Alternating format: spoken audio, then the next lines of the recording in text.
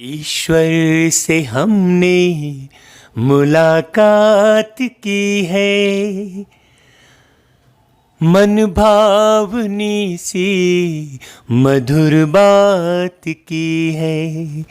ईश्वर से हमने मुलाकात की है, मन भावनी सी मधुर बात की है।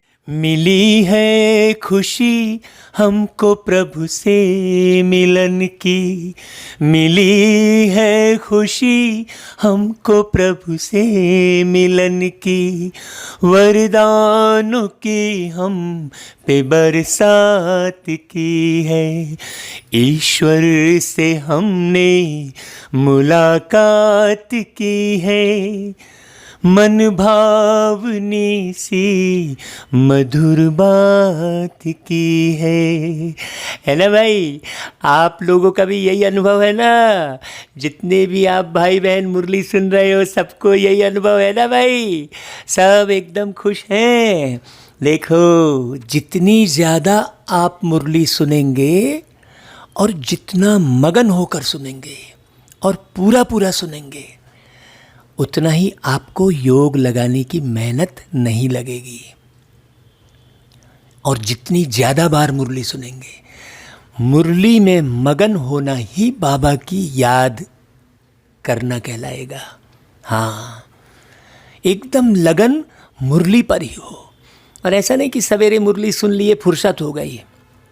अरे भाई, आपकी जो है माँ का पत्र आएगा तो उसे जेब में रखे रहोगे, फिर जब चाहे जब पढ़ोगे, क्योंकि माँ से बहुत प्यार करते हैं ना आप। तो एक प्रेमी है, प्रेमिका का पत्र आएगा तो उसे जेब में रखा रहेगा वो, और बार बार जब देखेगा ना, कोई नहीं देख रहा है, निकाल के पढ़ेगा।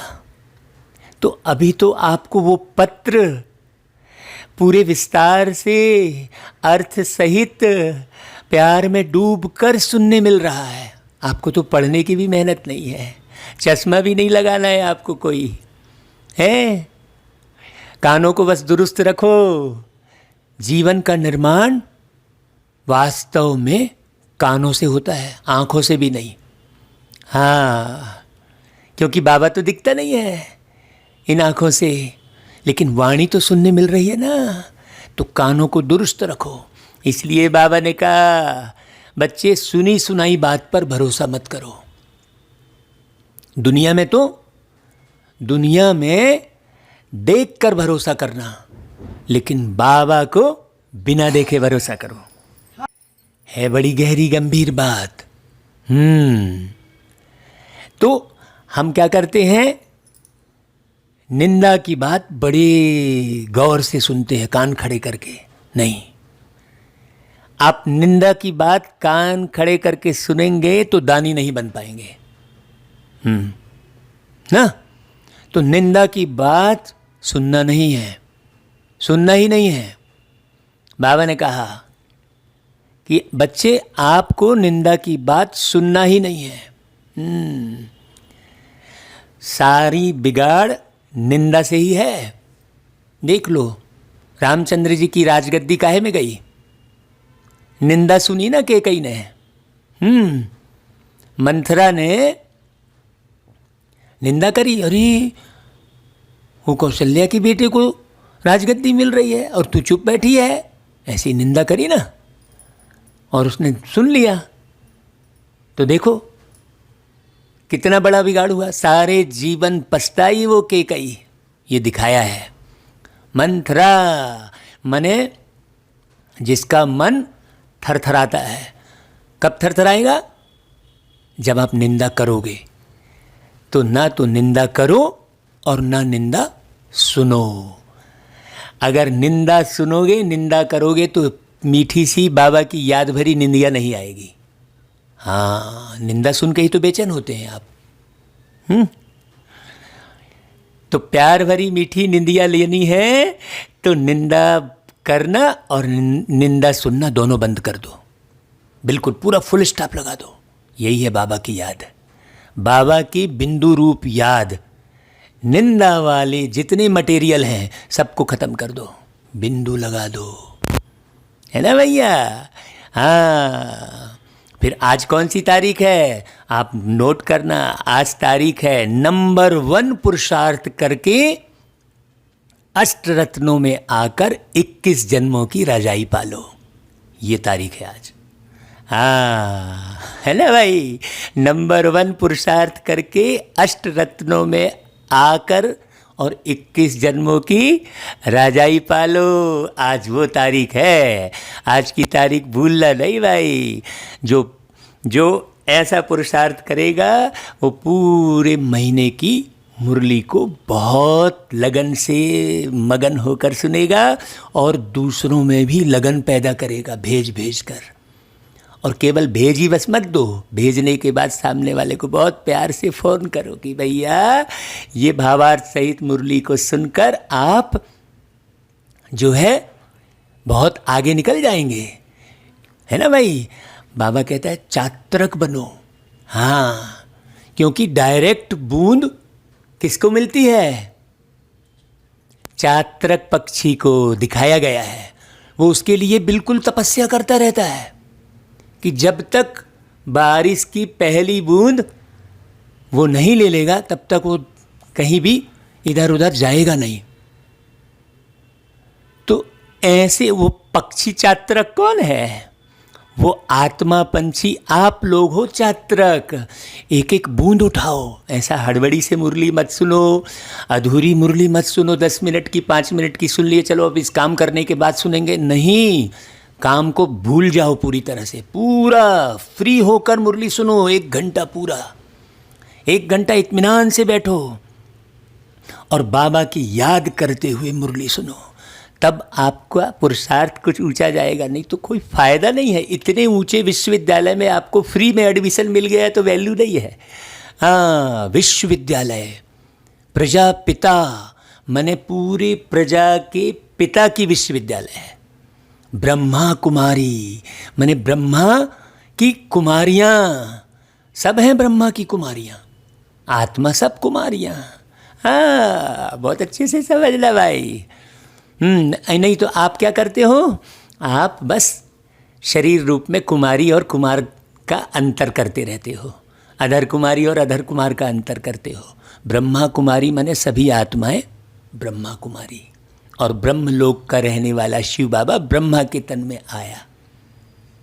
ये सब बारीक बातें हैं। ये ईश्वरी विश्वविद्यालय है, मतलब इस स्वर को सुधारने वाली विद्यालय है। सारा खेल बिगड़ा किससे? स्वर बिगाड़ने से। द्रौपदी ने स्वर बिगाड़ दिया ना, अंधे का बेटा अंधा कह दिया ना, तो महाभारत युद्ध खड़ा हो गया कि नहीं हो गया? हाँ, 5 पति होते हुए भी उसको बचा नहीं सके। ये बड़ी गहरी बात है। तो 5 पति मतलब आपके अंदर जो 5 शक्तियाँ, जो गुण आपने भरी है, युद्ध में स्थिर रहने की युधिष्ठिर, ज्ञान को प्रतिदिन प्रति सेकंड अर्जन करने की अर्जुन, आत्मशक्ति से भरपूर होने की भीम है, और कुल का नाम रोशन करने की जो है भावना वो नकुल, और सबको सहयोग देकर और देवत्व गुण धारण करने की कला जो है वो सहदेव। ये सब होते हुए भी अगर आपकी वाणी सही नहीं है तो आप हार गए, है ना भाई, हार गए आप। 5 पति हार गए केवल एक वाणी सही नहीं होने के कारण, है ना भाई। बहुत बारीक बात समझने की है। तो सारी शक्तियाँ, सारे गुण हैं, लेकिन बोल अगर सही नहीं है, मीठे नहीं हैं, अर्थयुक्त नहीं है, द्विअर्थी बोल हैं, बेअर्थ हैं, व्यर्थ बोल निकाल रहे हो, तो भी आपका घाटा हो जाएगा। तो वरदाता से प्राप्त हुए वरदानों को वृद्धि में लाने की विधि सिखा रहे हैं आज बाबा। वरदानों को वृद्धि में लाना। वरदान बस सुने चले जा रहे हैं, ऐसा थोड़ी है ना भाई। तो बाप दादा अपने रूहानी चात्रक बच्चों को देख रहे हैं। अब चात्रक की निशानी बता दी पहले हमने, अर्थ बता दिया। है गहरी समझने की बात। तो हर एक बच्चा बाप से सुनने के, मिलने के और साथ साथ बाप समान बनने के चात्रक हैं। 3 बातें हो गई, सुनना, मिलना और बाप समान बनना, तीनों की चात्रकता चाहिए। सुनने से जन्म जन्मांतर की प्यास मिट जाती है। ज्ञान अमृत प्यासी आत्माओं को तृप्त आत्मा बना देता है। हाँ, तृप्त हो गए। हाँ, बाकी तो कहाँ दुनिया में तृप्त होते हैं, कितने भी आरती पूजन भजन कीर्तन तीर्थाटन करते हैं, तृप्त कहाँ होते हैं। लेकिन हम सब बच्चे तो ज्ञान अमृत पीकर तृप्त हो गए हैं। सुनते सुनते आत्माएं भी बाप समान ज्ञान स्वरूप बन जाती हैं। वह यह कहें कि ज्ञान मुरली सुनते सुनते स्वयं भी मुरलीधर बच्चे बन जाते हैं। बिना मुरली उठाए मुरली की सारी पॉइंट सुना सकते हैं। अब वो तारीख में मत फंसो। और रूहानी मिलन मनाते बाप के स्नेह में समा जाते हैं। मिलन मनाते लवलीन मग्न स्थिति वाले बन जाते हैं। मिलन मनाते एक बाप दूसरा न कोई, इस अनुभूति में समाये हुए रहते हैं। मिलन मनाते निर्विघ्न सदा बाप के संग के रंग में लाल बन जाते हैं। देखो, है ना, अब लाल प्रकाश की बात नहीं है, बाबा के लाल बन जाना। जब ऐसे समाये हुए व स्नेह में लवलीन बन जाते हैं तो क्या आशा रहती है? बाप समान बनने की आशा रहती है। हाँ, तो बाबा ने चात्रक बच्चों की कितनी निशानी बताई, आप फिर से रिपीट सुनना। चात्रक बच्चों को देख रहे हैं, तो कौन है चात्रक बच्चे? ऐसा थोड़ी 10 मिनट में मुरली समाप्त कर दिए, जल्दी करो भाई हो गया है, नहीं। ऐसा नहीं कि बस आधी मुरली सुन लिए फिर बाद में सुनेंगे, वो चात्रकता नहीं कहलाएगी। एक बैठक में पूरी मुरली सुनो, फिर दूसरी बैठक में फिर पूरी मुरली सुनो, फिर तीसरी बैठक में फिर पूरी मुरली सुनो। हाँ, तो बाप समान बनना है तो ऐसे ही थोड़ी है। बाप तो सागर है ना, आकार में बिंदु और गुणों में सिंधु। तो बाप के हर कदम पर कदम रखने वाले अर्थात बाप समान बनने वाले। तो आकार में बिंदु, आप किसी भी आकारी के आकर्षण में मत आओ, हमेशा आकार के आकर्षण में ही आते हो। आकार ही विस्तार है, देह देखते हो पूरी, बिंदु नहीं देखते, न बिंदु रहते न बिंदु देखते हैं। तो आकार में बिंदु और गुणों में सिंधु, ये बात समझने की है बहुत। तो जैसे बाप का सदा सर्वशक्तिवान स्वरूप है, ऐसे बच्चे भी सदा मास्टर सर्वशक्तिवान स्वरूप बन जाते हैं। जो बाप का स्वरूप है सदा शक्तिशाली, सदा लाइट, ऐसे समान बन जाते हैं। अब लाइट माने कोई लाइट थोड़ी देखनी है, सदा लाइट माने सदा हल्के, बिल्कुल टेंशन फ्री, डिप्रेशन फ्री, है ना भाई। ना डिप्रेशन में आ रहे हैं ना टेंशन में आ रहे हैं, ना मुरझा रहे हैं, कहीं छुई मुई नहीं बन रहे हैं, नहीं किसी ने छुआ और मुरझा गए। मेरे को ऐसा बोला, मेरे नाम से ऐसा कह दिया, जरा मैं मुरझा गए, नहीं मुरझाए क्यों भाई। हाँ, लाइट लाइट लाइट जो है वो टिप टिप टिप टिप वाली लाइट फिर बुझे फिर जले, वो काम आती है क्या? वो खाली 100 पीस रह जाती है। तो 100 पीस बनना है क्या है, सोचने की बात है। तो समान बनने की विशेष बातें जानते हो ना, किन किन बातों में बाप समान बनना है। देखो अभी बहुत बारीक बात समझना, किन किन बातों में बाप समान बनना है। बन रहे हो और बने भी हो, है ना। कुछ लोग बन भी गए हैं और कुछ बन रहे हैं। जैसे बाप का नाम, बच्चों का भी वही नाम है। बाप का नाम क्या है भाई? विश्व कल्याणकारी। शिव का अर्थ ही है कल्याणकारी। यही नाम है ना आप सबका भी? पूछ रहे बाबा, ये अलग अलग नाम रूप में फंसे हैं, देखो कैसे अलग कर रहे बाबा। बाप समान बनने की प्रक्रिया को सुनो। बाप समान बनना ही योग में रहना कहलाएगा, और कोई योग की मेहनत नहीं है कुछ भी। तो जो बाप का रूप वही बच्चों का रूप।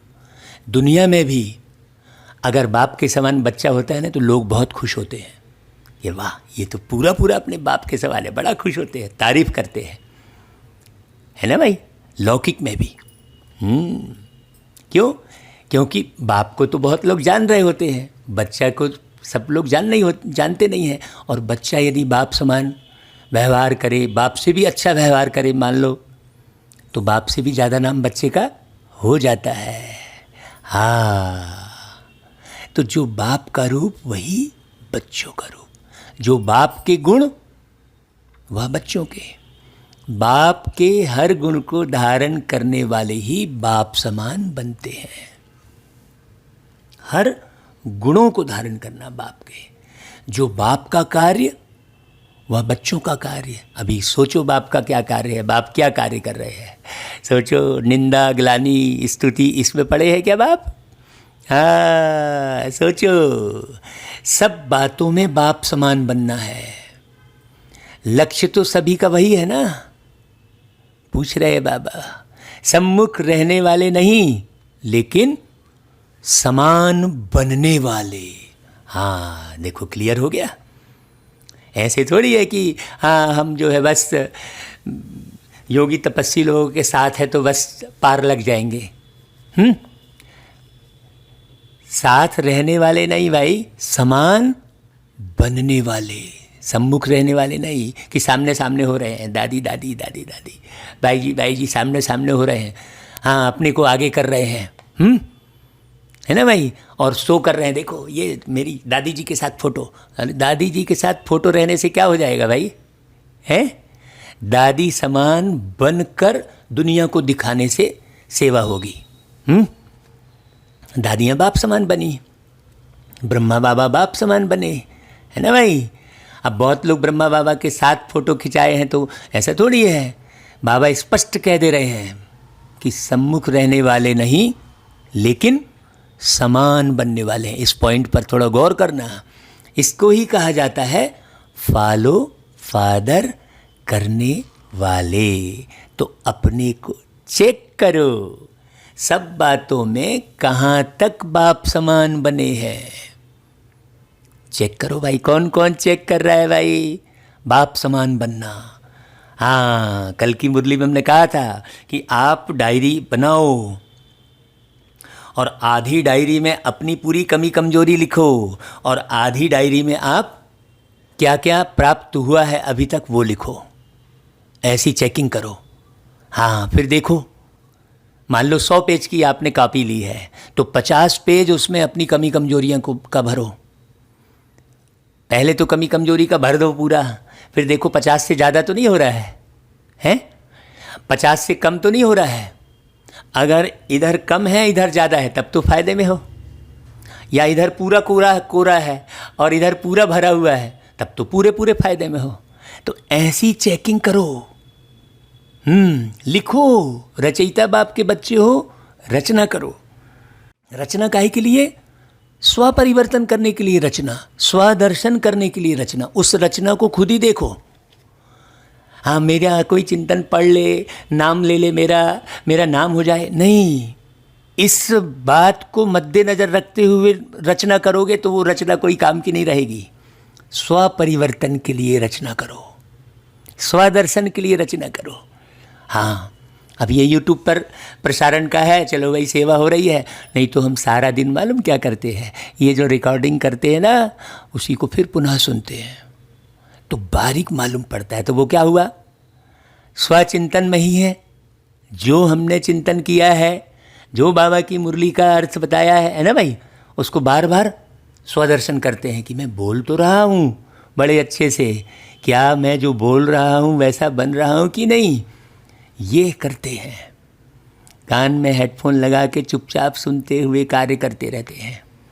हाँ, तो अपने को चेक करो कि सब बातों में कहाँ तक समान बने। एक तरफ बाबा की नोट कर लो कि बाबा प्यार का सागर है, एक पॉइंट। तो दूसरी पॉइंट इधर लिखो, क्या आप प्यार के सागर बने हो कि नदियाँ बने हो कि टुपका बने हो, क्या बने हो कि कुएँ हो, हैं? ये ऐसा बाबा शांति का सागर है तो आप क्या बने हो? बाबा की दृष्टि कैसी है, आपकी दृष्टि कैसी है, बाबा के बोल कैसे हैं, आपके बोल कैसे हैं, ऐसा मिलान करो। हाँ, तब तो विवाह होगा भाई शिव बाबा से, तब तो शिव की पार्वती बनोगे भाई। हाँ, है ना भाई? जब सदा पार रहोगे, इस जगत से उस पार रहोगे, हाँ वैसी अवस्था बनाओगे, तब तो भाई ऐसी जन्म कुंडली मिलाओ, बाबा की कुंडली से अपनी कुंडली मिलाओ, देखो कितने गुण मिलते हैं। वहाँ भी शादी होती है तो क्या करते हैं पंडित? अब पंडित गुण मिलाता है। अरे भाई गुण तुम अपने आप बैठ के मिला लो ना, पंडित का क्या जान रहा है तुम्हारे गुण को? है ना भाई? लोग ग्रह और ये सब नक्षत्र सब देखकर गुण मिलाते हैं। अरे गुण तो मिलाना है गुण को देखकर, है कि नहीं भाई? लड़के के गुण को देखकर गुण मिलाना है, लड़की के गुण को देखकर गुण मिलाना है। तो पंडित तो मिला नहीं है, न लड़के से मिला है न लड़की से, है जन्म कुंडली मिलाना है। मतलब भाई देखो, आत्मा ने जन्म लिया है तो आपने अभी यहाँ जन्म लिया बाबा के घर में, तो जन्म से लेकर अब तक बाबा के कितने गुण धारण किए। हाँ, अभी देखो ये 8 अगस्त को ये जो है 1 वर्ष पूर्ण हो जाएंगे मुरली के इस YouTube चैनल पर। तो आप पूछना अपने आप से कि पूरे 1 वर्ष की मुरली सुनी क्या आपने? हाँ, और कितने गुण धारण किए उसमें। जब से जन्म लिया, मैंने जब से मुरली सुनना शुरू किया, कोर्स करने के बाद फिर जब मुरली सुनना शुरू करते हैं वहाँ से आपका जन्म शुरू हो जाता है। तो जन्म कुंडली मिलाना, तो जन्म से लेकर अब तक कहाँ तक बाप समान बने। समान बनने का वरदान आदि से बाप ने बच्चों को दिया है ना भाई? आदि से दिया ना समान बनने का वरदान, आदि का वरदान है। कौन सा? सर्व शक्तियों से संपन्न भव, है ना भाई? सहन शक्ति, सामना करने की शक्ति, समाने की शक्ति। अब सहन ही नहीं हो रहा है तो वरदान को धारण नहीं किया है ना भाई? हम सामना ही नहीं कर पा रहे हैं, मतलब वरदान को धारण नहीं किया है। हम निर्णय ही नहीं ले पा रहे हैं, क्या करें क्या नहीं करें, तो फिर मतलब हमने वरदान को, बाबा के वरदान को हमने धारण नहीं किया है, ये अवज्ञा हो गई। तो सर्व शक्तियों से संपन्न भव ये आदि का वरदान है। लौकिक जीवन में बाप व गुरु वरदान देते हैं धनवान भव, पुत्रवान भव, बड़ी आयु भव या सुखी भव, ऐसा वरदान देते हैं। सर्व शक्ति संपन्न भव ये कहाँ वरदान देते हैं? और शक्तियों का तो पता ही नहीं है। अष्टभुजा भगवती अष्ट शक्ति कहते हैं। कौन कौन सी अष्ट शक्ति ये दुनिया में पूछो जरा किसी को, कोई नहीं बताएगा। यहाँ ही है, ये सारी पढ़ाई यहाँ ही है। इसलिए आप सुनकर अपने आसपास के ब्रह्मा कुमारी सेवा केंद्र में जाकर बार बार कोर्स कर लो। हाँ, एक बार किया दूसरी बार करो, अच्छे से समझो। हाँ, बेसिक, जब तक बेस मजबूत नहीं होगा तब तक भवन कैसे मजबूत होगा? तो बेसिक कोर्स जो है वो कर लो। तो दुनिया में ये वरदान देते हैं। और बाप दादा ने क्या वरदान दिया? सदा ज्ञान धन शक्तियों के धन से संपन्न भव। वो कहते हैं पुत्रवान भाव, तो पुत्र तो रहता ही नहीं है, आज है कल चला गया है। जीते जी भी वो पढ़ने के लिए जाना ही पड़ेगा उसको, कहीं तो कमाने के लिए जाना पड़ेगा, दूर हो गया ना। धनवान भाव तो आज धन है कल खर्च हो गया, गिर गया, डूब गया, सरकार ले गई। कहते हैं ना भाई, किसकी दबी रहेगी धूल में, किसकी राजा खाए, किसकी चोर ले जाए, किसकी डॉक्टर ले जाए, सफल उसी का हो जो ईश्वर अर्थ लगाए। तो धनवान भाव भी पूरा नहीं होता है। बड़ी आयु भाव, तो कहाँ बड़ी आयु है भाई? है किसी की 150 वर्ष आयु यहाँ पर? तो दुनिया में अब सुखी भाव का वरदान देते हो, कहाँ सुखी है कोई? गुरु लोगों ने तो ये सब वरदान दिए। बाबा ने सुखी बनने के वरदान दिए कि तुम कैसे सुखी बनोगे, कैसे? सद्ज्ञान धन से, सर्व शक्तियों के धन से। हाँ, बाबा ने कहा देखो यही ब्राह्मण जीवन का खजाना है, तो इस खजाने को संभाल कर रखो। अभी हम संभाल कर क्या रखते हैं, सोचो। वस्तुओं को खूब अच्छे से संभाल के रखेंगे, धन को बहुत संभाल के रखेंगे, पुटार पुटार के एकदम, है ना भाई। रिश्तों को पूरा पुटारते रहेंगे, और बाबा के ज्ञान धन को, बाबा की दी हुई शक्तियों को संभाल के नहीं रखते, इसलिए सहन नहीं होता। अगर सहन शक्ति संभाल के रखते तो सहन होता ना भाई, हैं। जो चीज़ संभाल के रखते हैं उसका उपयोग करते हैं, वो काम आती है, और जिसको संभाल के नहीं रखा तो वो टूट जाती है, तो वो काम नहीं आती है। तो जो बाबा ने वरदान दिया, बाबा ने ऊपर ही पहले लाइन में बोला कि वरदाता से प्राप्त हुए वरदानों को वृद्धि में लाने की विधि, है ना भाई। हाँ, अभी आगे सुनना। जब से ब्राह्मण जन्म लिया तब से संगम युग की स्थापना के कार्य में अंत तक जीना।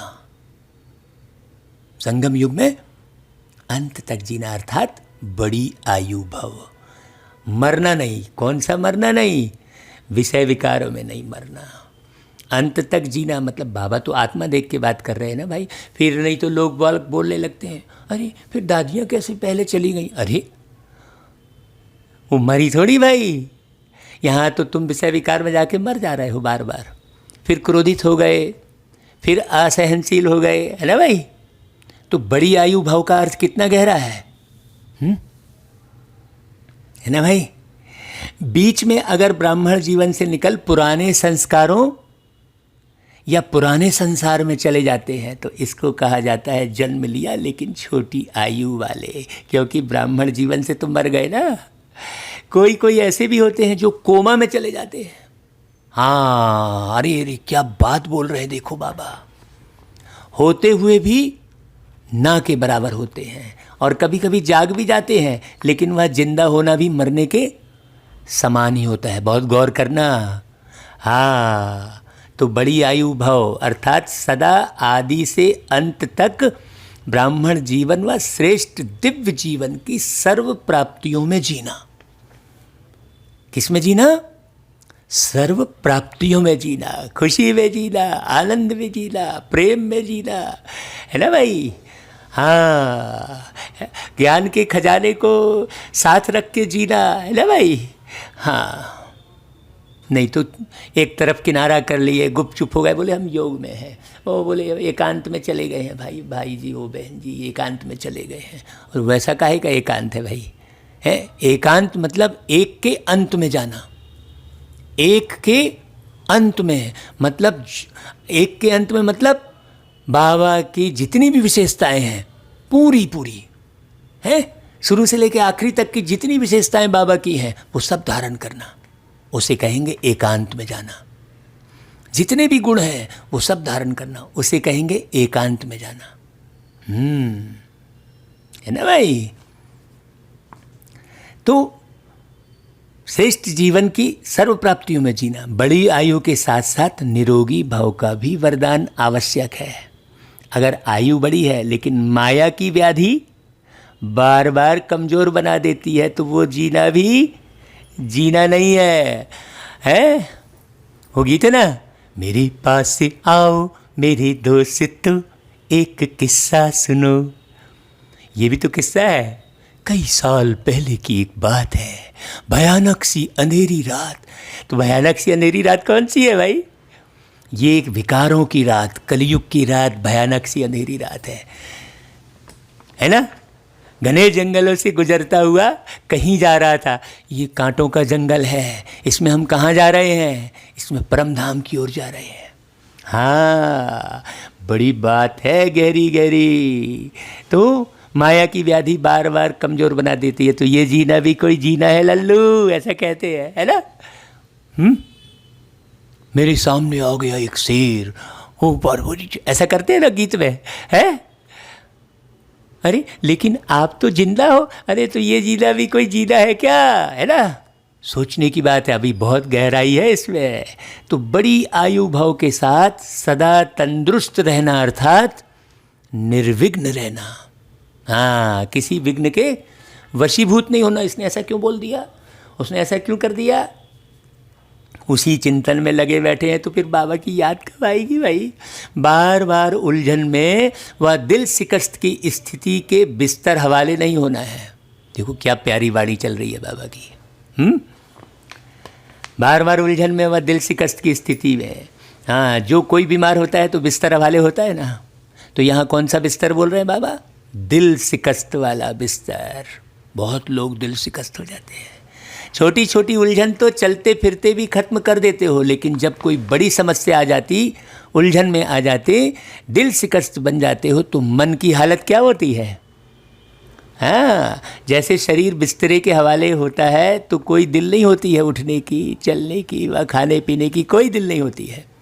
ऐसे यहाँ भी योग में बैठेंगे तो भी दिल नहीं लगेगी, ज्ञान भी सुनेंगे तो भी दिल से नहीं सुनेंगे, रमणीकता से नहीं सुनेंगे। हाँ हाँ हाँ तो करते जाएंगे, लेकिन वो दिल मस्त भर जाए, एकदम आनंद में डूब जाए, बाबा की याद में मगन हो जाए, ऐसा नहीं होता। तो ज्ञान भी सुनेंगे तो दिल से नहीं सुनेंगे।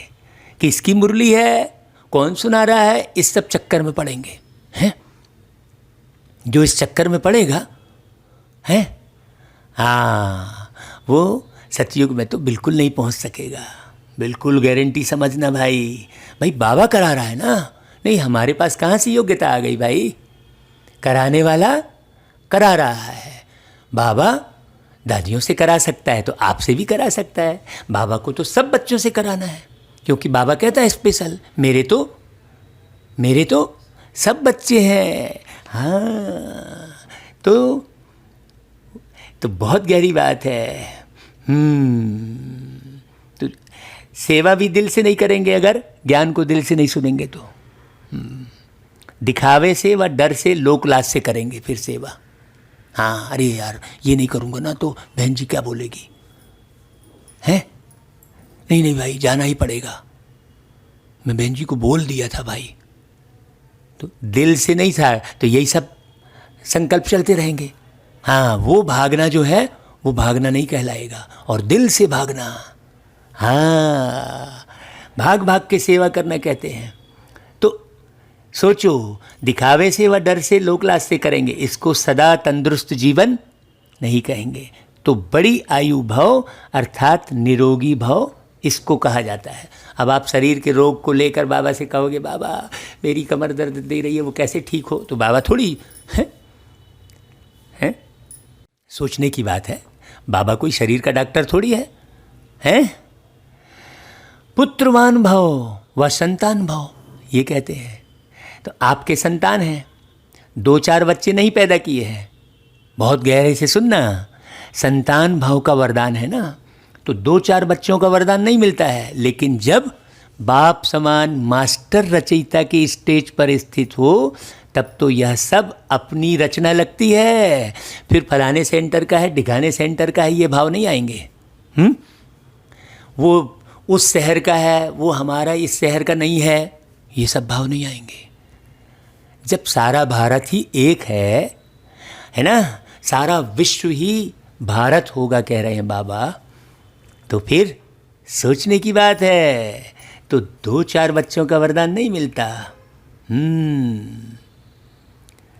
हाँ, तो सारी रचना अपनी लगती है।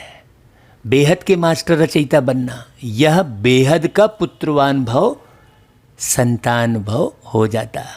हद के नहीं कि जो 2-4 जिज्ञासु हमने बनाया यह मेरे हैं, नहीं, मास्टर रचयिता की स्टेज बेहद की स्टेज है। तुमने क्या बनाया भाई? तुमने कुछ नहीं बनाया, बाबा करवा रहा है ना, खींच तो बाबा रहा है, सब बाबा के नाम पर जुड़ते हैं। जितने भी जुड़ते हैं वो बाबा के कारण जुड़ते हैं। तो फिर जिज्ञासु, ये मेरा जिज्ञासु कहना रॉन्ग हो गया ना भाई। या जिज्ञासु कहीं दूसरे जगह चला गया तो उससे कन्नी काट लिए, उसकी बुराई करना शुरू कर दिए हैं, तो ये कैसा पुरुषार्थ है भाई? सोचने की बात है।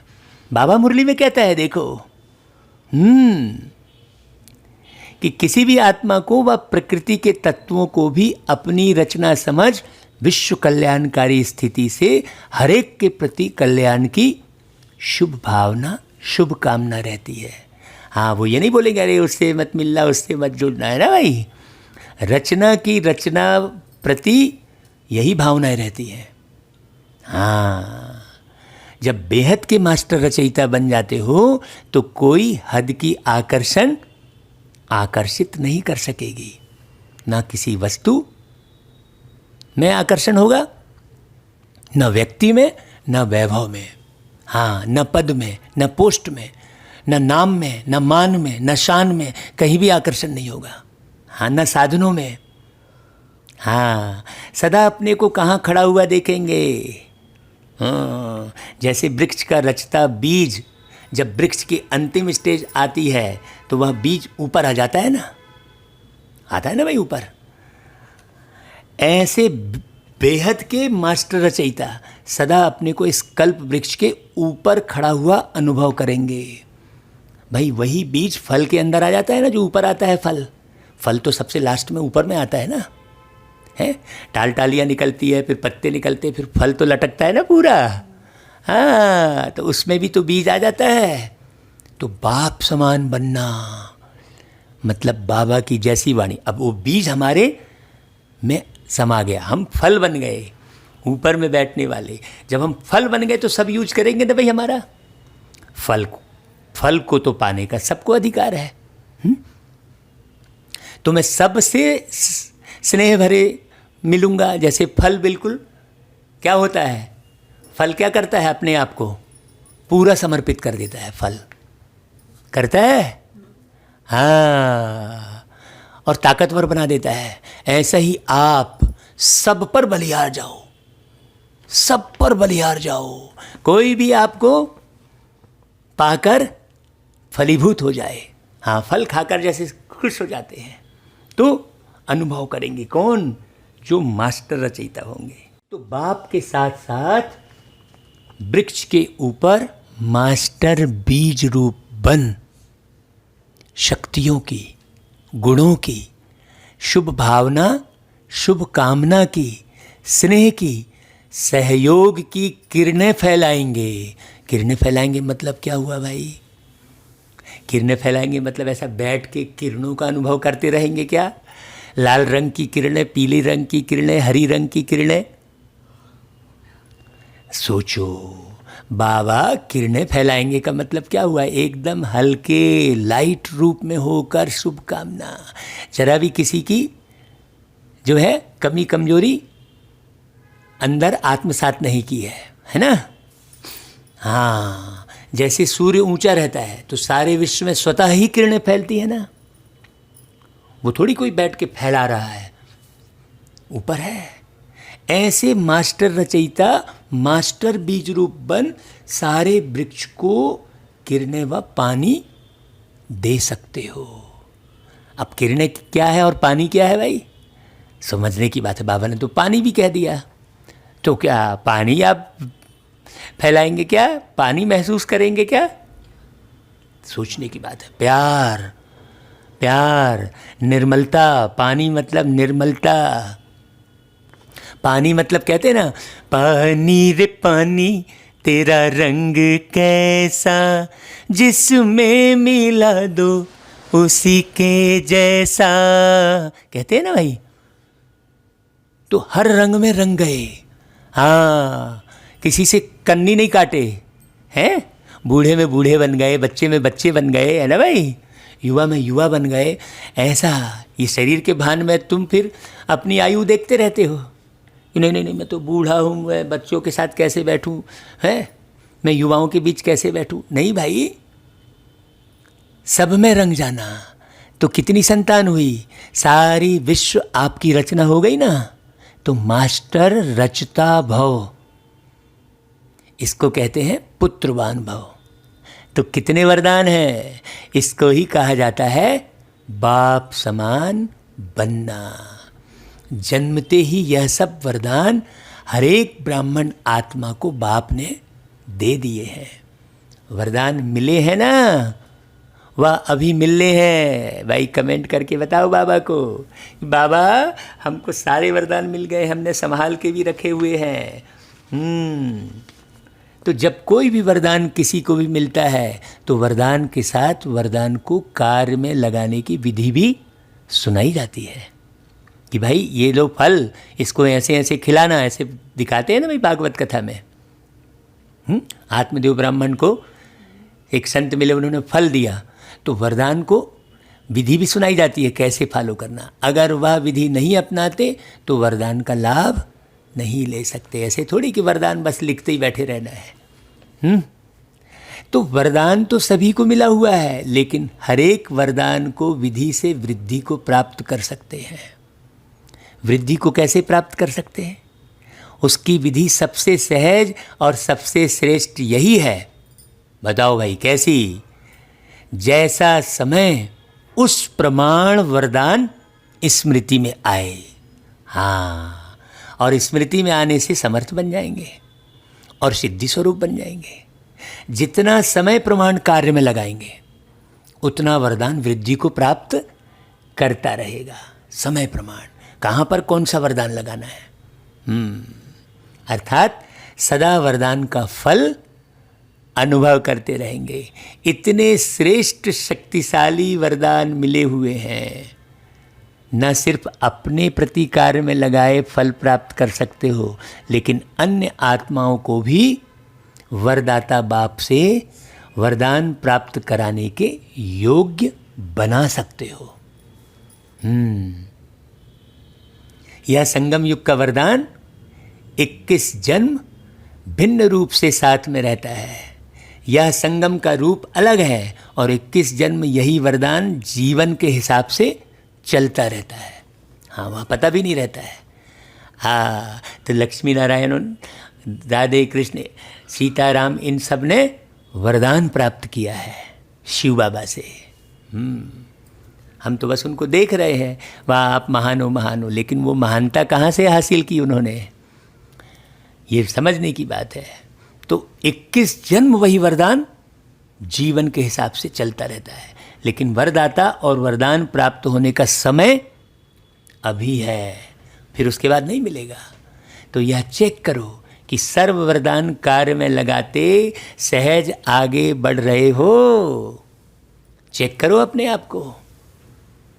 ये चेक करना और चेंज करना यही योग है, हैं? ये पढ़ाई बारीक पढ़ना। हमारे पास बहुत सारे भाइयों के, बहनों के, माताओं के फ़ोन आते हैं, वो मुरली पढ़ते हैं और फिर प्रश्न पूछते हैं कि इसका अर्थ क्या है। तो मालूम पड़ता है कि हाँ वो लगन से पढ़ रहे हैं। ऐसे लगन से जब पढ़ाई पढ़ेंगे तो फिर वरदान की विशेषता आपको समझ में आएगी। तो यह वरदान की विशेषता है कि वरदानी को कभी मेहनत नहीं करनी पड़ती। योग नहीं लग रहा है वाली बात नहीं रहेगी। जब भक्त आत्माएं भी मेहनत कर थक जाती हैं तो बाप से वरदान ही मांगती हैं। डॉक्टर भी जब थक जाता है तो ईश्वर की तरफ ही इशारा करता है। हाँ, तो तुम्हारे को तो बिना थके मिल गया भाई बाबा। तो आपके पास भी जब लोग आते हैं योग लगाने की मेहनत नहीं करने चाहते हैं तो क्या भाषा बोलते हैं? कहते हैं सिर्फ हमें वरदान दे दो, माथे पर हाथ रख दो, हैं? यही कहते हैं ना, मेहनत करना नहीं चाहते। आप ब्राह्मण बच्चों के ऊपर वरदाता बाप का हाथ सदा है। हाँ, श्रेष्ठ मत ही हाथ है बाबा का, जो बाबा मुरली में मत दे रहे हैं। मतलब ये मुरली क्या है? ये मुरली बाबा का हाथ है। स्थूल हाथ तो 24 घंटे नहीं रखेंगे ना। ये मुरली में भी क्या, मुरली में भी जो ज्ञान है ना। हाँ, यह बाप के श्रेष्ठ मत का वरदान रूपी हाथ सदा बच्चों के ऊपर है। अमृत बेले से लेकर रात को सोने तक हर श्वास के लिए, हर संकल्प के लिए, हर कर्म के लिए श्रेष्ठ मत का हाथ है ही। हाँ, तो इसी वरदान को विधि पूर्वक चलाते चलो तो कभी भी मेहनत नहीं करनी पड़ेगी। जैसे देवताओं के लिए गायन है ना, इच्छा मात्रम अविद्या, सब कुछ मिला हुआ ही है, कुछ इच्छा बाची ही नहीं है कि हाँ अब ये हो जाए फिर उसके बाद करूँगा। बहुत लोग मेरे से मिलते हैं, कहते हैं ये हो जाए फिर धन लगाऊंगा, फिर वो हो जाए, फिर पता चला वो चले गए, ऊपर ही चले गए, जा कुछ किया ही नहीं है। इच्छा मात्रम अविद्या, मतलब जो करना है कर डालो, बाबा का है ज्ञान। यह है फरिश्ता जीवन की विशेषता। देवताई जीवन में तो इच्छा की बात ही नहीं है। ब्राह्मण जीवन सो फरिश्ता जीवन बन जाती, अर्थात कर्मातीत स्थिति को प्राप्त हो जाते। किसी भी शुद्ध कर्म व व्यर्थ कर्म व विकर्म व पिछला कर्म, किसी भी कर्म के बंधन में बंध कर करना, इसको कर्मातीत अवस्था नहीं कहेंगे। इसने ऐसा बोला था ना, इसलिए मैंने ऐसा बोला, ऐसा कर्म नहीं करेंगे वो, है ना भाई, ऐसे बोलने का कर्म नहीं करेंगे। वो बाबा ने कहा था ना तो मैं अमृत बेले उठ गया, ऐसा नहीं। बाबा से प्यार है तो अपने आप नींद खुल गई, ये बात है। हाँ, बाबा से मोहब्बत है तो नींद खुल गई। बाबा एक एक बात को बहुत गहराई से समझा रहे हैं। तो विकर्म, पिछले कर्म, इसके आधार पर आप बंधन में बंध कर करोगे तो इसको कर्मातीत अवस्था नहीं कहेंगे। हाँ चलो भाई, बाबा से योग लगाते हैं, थोड़ा सीना दर्द ठीक हो जाएगा, हैं? तो ये क्या हुआ? ये कर्मातीत अवस्था हुई क्या? एक है कर्म का संबंध और एक है बंधन। तो जैसे यह गायन है, हद की इच्छा से अविद्या, है ना, इच्छा मात्रम अविद्या मतलब हद की इच्छा से अविद्या। ऐसे फरिश्ता जीवन व ब्राह्मण जीवन अर्थात मुश्किल शब्द की अविद्या। फिर ये गीत भी नहीं गाना पड़ेगा है कि ये मुश्किलों से कह दो, है मेरा खुदा बड़ा है। भाई मुश्किलों से कहने की भी जरूरत नहीं है। तो ये गीत भी नहीं गाना पड़ेगा। हाँ, अब आज की मुरली आपने कर सुन ली तो ये गीत भी नहीं सुनना पड़ेगा। ये तो दुनिया वालों के लिए बेस्ट गीत है, क्योंकि मुश्किलों में बंधे हैं तो मुश्किलों से कहते रहते हैं। तो मुश्किलों से कह देंगे भाई हाँ चलो भाई मेरा खुदा बड़ा है, तो मुश्किल कोई चैतन्य में थोड़ी है। सोचने की बात है। मुश्किल शब्द की अविद्या, बोझ से अविद्या, मालूम ही नहीं कि वह क्या होता है, ये स्थिति बनानी है। दुख क्या होता है ये मालूम ही नहीं है, चिंता क्या होती है मालूम ही नहीं है, विषय विकार क्या होता है मालूम ही नहीं है। ऐसी स्थिति यहाँ बैठे बैठे, इस शरीर में बैठे बैठे बनानी है, तब देवताओं के पास जन्म लेंगे। तो वरदानी आत्मा अर्थात मुश्किल जीवन से अविद्या का अनुभव करने वाली, इसको कहा जाता है वरदानी आत्मा। तो बाप समान बनना अर्थात सदा वरदाता से प्राप्त हुए वरदानों से पलना। हाँ, गीत गाए ना, वरदानों की हम पे बरसात की है। तो सदा निश्चिंत, निश्चित विजय अनुभव करना।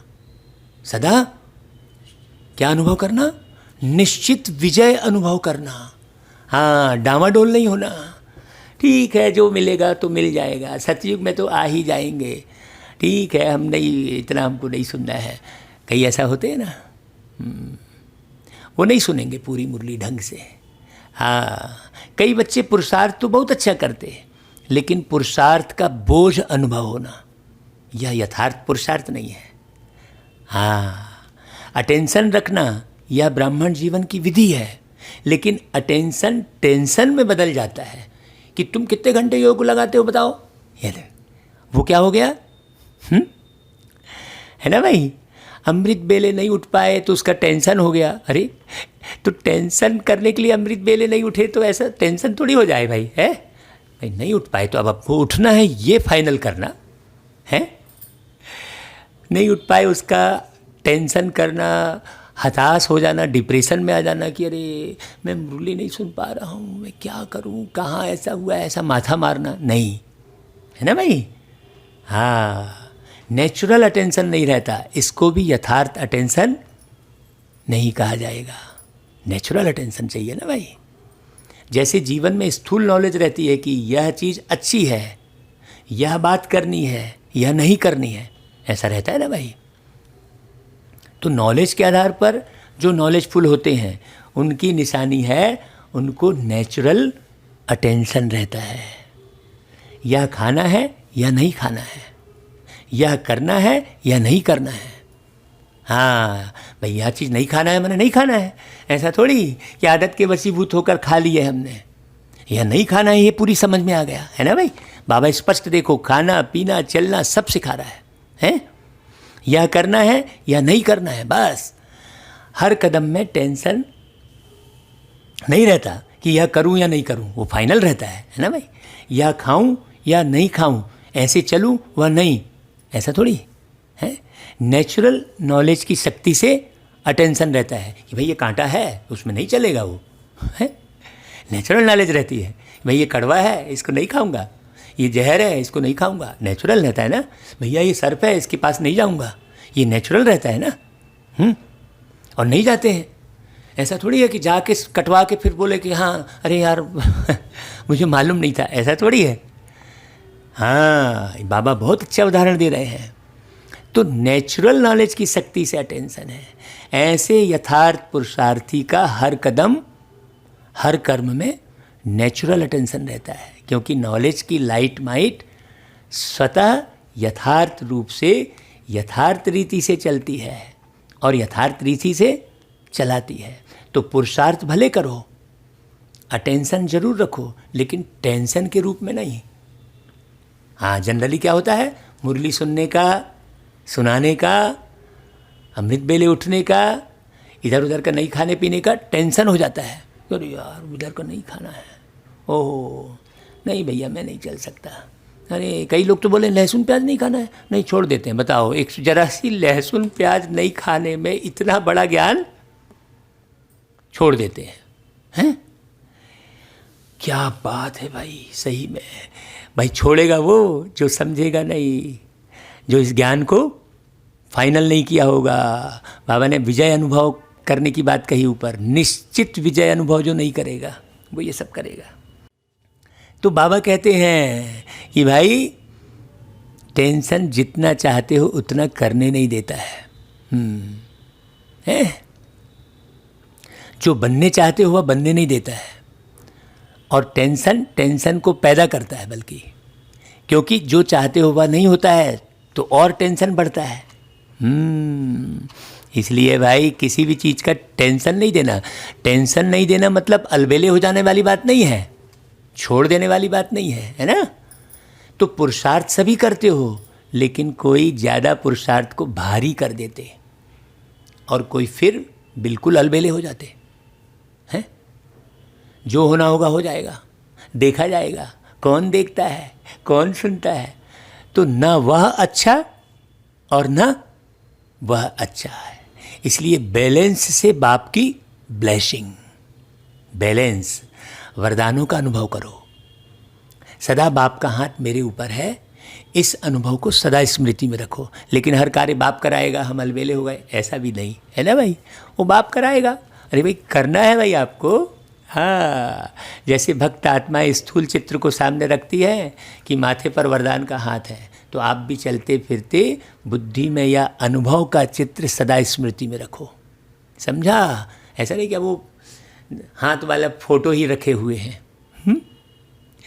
पुरुषार्थ किया, अब वरदानों से पलते उड़ते चलो। देखो बाबा ने क्या बोल दिया, पुरुषार्थ तो कर लिया, अब वरदानों से पलते उड़ते चलो। बाप के ज्ञानदाता विधाता का अनुभव किया, अब वरदाता का अनुभव करो। अच्छा भाई, सदा हर कदम में बाप को फॉलो करने वाले, सदा अपने को वरदाता बाप के वरदानी श्रेष्ठ आत्मा अनुभव करने वाले, सदा हर कदम सहज पार करने वाले, सहज। हाँ, सदा सर्व वरदान समय पर कार्य में लगाने वाले, ऐसे बाप समान बनने वाले श्रेष्ठ आत्माओं को बाप दादा का वरदाता के रूप में याद, प्यार और नमस्ते। हम बच्चों की भी बाबा को याद, प्यार और नमस्ते। मुख्य महारथी भाइयों से बाबा ने मुलाकात की है। तो आप सुनने वाले भी अपने को मुख्य महारथी समझ कर सुनना भाई। बाबा व्यक्ति विशेष की तरफ कभी नहीं रहते। बाबा विश्व के मालिक हैं तो विश्व को देखकर बात करते हैं। सैंपल सामने कोई भी रहे, सैंपल भी तो चाहिए ना भाई, है? सैंपल दिखाकर ही कोई भी चीज़ का निर्माण होता है ना भाई? हाँ, सैंपल दिखाकर ही सेलिंग होती है ना भाई? तो बाबा मुख्य महारथी भाइयों से मुलाकात में क्या बोल रहे हैं? जन्म से कितने वरदान मिले हुए हैं, हर एक को अपने अपने वरदान मिले हुए हैं। जन्म ही वरदानों से हुआ है, नहीं तो आज इतना आगे नहीं बढ़ सकते थे। वरदान से जन्म हुआ इसलिए बढ़ रहे हो। पांडवों की महिमा कम थोड़ी ही है, हर एक की विशेषता का वर्णन करें तो कितनी है। यह जो भागवत बना हुआ है वह बन गए। बाप की नज़र में हर एक की विशेषताएं हैं। देखो बोला बाबा ने, बाप की नज़र में हर एक की विशेषताएं हैं, और कुछ देखते भी नहीं देखते हैं, जानते भी नहीं जानते हैं। तो विशेषता सदा आगे बढ़ा रही है और बढ़ाती रहेगी। जो जन्म से वरदानी आत्माएं हैं वह कभी भी पीछे नहीं हट सकती, चाहे कुछ भी हो जाए। सदा उड़ने वाली वरदानी आत्माएं हो। वरदाता बाप के वरदान आगे बढ़ा रहे हैं। पांडव गुप्त रहते हैं लेकिन बाप दादा के दिल पर सदा प्रत्यक्ष है। बजाओ भाई पांडव तालियां। देखो बाबा क्या बोल रहे हैं। अच्छे अच्छे प्लान तो पांडव ही बनाते हैं। शक्तियाँ शिकार करती लेकिन कमाल तो लाने वालों की है। हाँ, अगर लाने वाले लाए ही नहीं तो शिकार क्या करेंगी? इसलिए पांडवों को विशेष अपना वरदान है। याद और सेवा का बल विशेष मिला हुआ है। याद का बल भी विशेष मिलता है और सेवा का बल भी विशेष मिलता है। क्यों भाई, क्यों मिलता है विशेष? उसका भी कारण है, क्योंकि जो जितना आवश्यकता के समय कार्य में आए हैं उसको विशेष वरदान मिला हुआ है। अब कई हमसे पूछते हैं कि भाई आपको ये पॉइंट कहाँ से आ जाती है, इतनी एक एक शब्द का अर्थ आप कैसे बता लेते हो? तो हम थोड़ी बताते हैं, तो वरदान है बाबा का, है ना भाई? हाँ, बाबा का दिया हुआ है सब। तो जैसे आदि में जब स्थापना हुई तो आप पांडव मर्ज थे, इमर्ज नहीं थे। आदि में तो हम नहीं थे ना भाई। शक्तियाँ एग्जाम्पल बनी और उन्हों के एग्जाम्पल को देख और आगे बढ़े। दादियों को देखकर, हाँ, मीठी मीठी दादियों की याद तो भाई मुझे ज़रूर आ जाती है। दादी प्रकाशमणि जी, दादी जानकी जी, दादी हृदयमणि जी, ऐसे दिल में बसी हुई है। हाँ, तो यह आवश्यकता के समय एग्जाम्पल बने। इसलिए जितना जो आवश्यकता के समय सहयोगी बने हैं, चाहे जीवन से चाहे सेवा से, उनको ड्रामा अनुसार विशेष बल मिलता है। अपना पुरुषार्थ तो है ही, लेकिन एक्स्ट्रा बल मिलता है। तो महारथी बनो भाई सभी। अभी कमेंट करो कौन कौन महारथी बनेगा भाई, और मोबाइल नंबर भी दे दो अपना साथ में, तब तो हम महारथी से बात करेंगे भाई, है ना? अच्छा भाई, सेवा करने से जो सर्व आत्माएं खुश होती हैं उसका भी बहुत बल मिलता है। जो अनुभवी आत्माएं हैं उन्हों के सेवा की आवश्यकता है। तो भाई जितने अनुभवी आत्माएं हैं, हाँ, बाबा को आवश्यकता है भाई। जुड़ो जल्दी जल्दी, छुपे मत रहो। हाँ, अपना मोबाइल नंबर दे दो तो बातचीत करके सेवाएं आगे बढ़ाएंगे। उनकी आवश्यकता है, बाबा ने कहा, क्योंकि जिन्होंने साकार में पालना ली है उन्हों को देख करके सदा बाप ही याद आता है। दादियों को देखकर आता है ना भाई बापा याद। कभी भी आप लोग कहाँ जाएंगे तो विशेष क्या पूछेंगे? दादियाँ जो है, चरित्र सुनाओ, कोई बाप की बातें सुनाओ, तो विशेषता है ना। इसलिए सेवा की विशेषता का वरदान मिला हुआ है। चाहे स्टेज पर खड़े होकर भाषण ना भी करो, लेकिन यह सबसे बड़ा भाषण है ना। चरित्र सुनाकर चरित्रवान बनने की प्रेरणा देना, यह सबसे बड़ी सेवा है। देखो बाबा कितनी गहरी बात कर रहे हैं। तो सेवा पर जाना ही है और सेवा के निमित्त बनना ही है। अच्छा भाई, फिर वरदान, हद की जिम्मेवारियों को बेहद में परिवर्तन करने वाले स्मृति स्वरूप नष्टो मोहा भव। नष्टो मोहा बनने के लिए सिर्फ अपने स्मृति स्वरूप को परिवर्तन करो, बस। जो अंदर स्मृति में है उसे परिवर्तित करो। क्या स्मृति में है चेक करो। मोह तब आता है जब यह स्मृति रहती है कि हम गृहस्थी हैं, हमारा घर, हमारा संबंध है, तब मोह आता है। अब इस हद की जिम्मेवारी को बेहद की जिम्मेवारी में परिवर्तन कर दो। हाँ, बाबा ने संतान की मुरली चलाई है, संतान भव, बेहद के संतान भव, है ना भाई। बेहद की जिम्मेवारी निभाएंगे तो हद की स्वतः पूरी हो जाएगी। हाँ, लेकिन यदि बेहद की जिम्मेवारी को भूल सिर्फ हद की जिम्मेवारी निभाते हो तो उसे और ही बिगाड़ते हो। देखो स्पष्ट बाबा कह रहे हैं, सिर्फ हद की जिम्मेवारी निभाते बैठे हो तो उसको और बिगाड़ते हो, क्योंकि वह फर्ज मोह का मर्ज हो जाता है, मोह की बीमारी लग जाती है। इसलिए अपने स्मृति स्वरूप को परिवर्तन कर नष्टो मोहा बनो। मैं ये नहीं कर सकता हूँ, मेरे को समय नहीं है, हद में ही पड़े हुए हैं। हाँ भाई, बाबा की बहुत बड़ी कमाल है कि हद की जिम्मेवारी भी पूरी करवा रहे बाबा और बेहद की भी करवा रहे हैं। देखो मुरली सुनवा रहे हैं, यूट्यूब में प्रसारित करवा रहे हैं, तो बेहद की जिम्मेवारी पूरी हो रही है ना। इसको पहले हम रखते हैं, बेहद की जिम्मेवारी को पहले रखते हैं। हाँ, क्योंकि बेहद की जिम्मेवारी पूरी की है तो हद की अपने आप पूरी अपने आप हो रही है। ये हम प्रैक्टिकल अपने जीवन में देख रहे हैं। हाँ, अपने आप घर में चल के आ रही है सामग्रियाँ। हाँ, अच्छा भाई, फिर स्लोगन, ऐसी तीव्र उड़ान भरो जो बातों रूपी बादल सेकंड में क्रॉस हो जाए। हाँ, जैसे वो एरोप्लेन तीव्र गति से उड़ती है तो बादलों को पार करके चली जाती है ना, है। अच्छा भाई, ओम शांति।